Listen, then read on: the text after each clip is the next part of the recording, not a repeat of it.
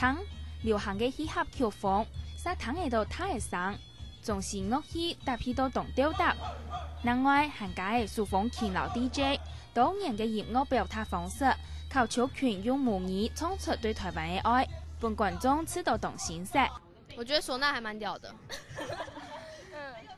然后还有有刚刚是有手风琴吗？对有。然后还有后面的 DJ， 这个 mix 的不错，感觉很健康，然后没有耳朵不会像一般的乐团造成一些负担。因为其实，在编曲的时候啊，就是已经编入很多是那个台湾的一些传统民谣，所以其实这些乐器原本就是一些那个传统乐器所表现的嘛，因此就算变成这种嘻哈曲风的话，我觉得还是也蛮特别的。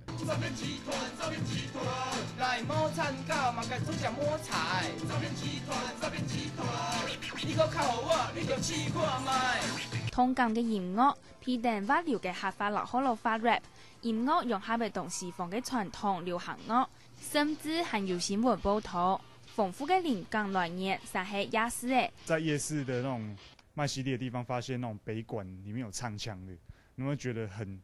就是用英文来讲，那种声音是很哈口，比较硬锐的，所以我们就觉得，那么硬的东西，我们可以拿来做一些比较重节拍的哈口 hip hop， 然後所以我们就尝试这样玩。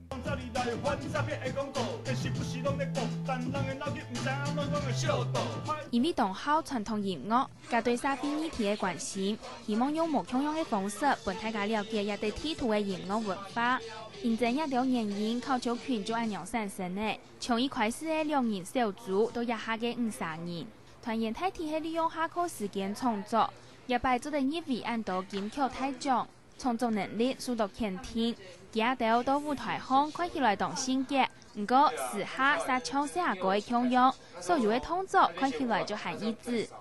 之前我們有看8點檔，然後有時候會趁進廣告或看棒球那種進廣告，然後才跑來練一下。然後一開始的時候就衝去看電視，就很不專心。可是我們如果要真的練的話，是要求蠻高的。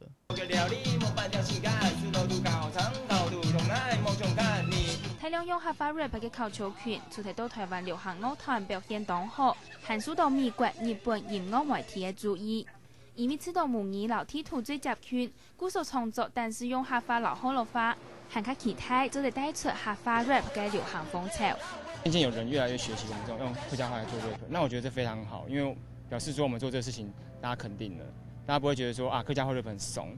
而是覺得客家話 rap 很好玩然後願意去讓一些年輕的小孩子，可能他不懂客家話，可是他願意去跟我一樣去學，甚至來寫歌詞。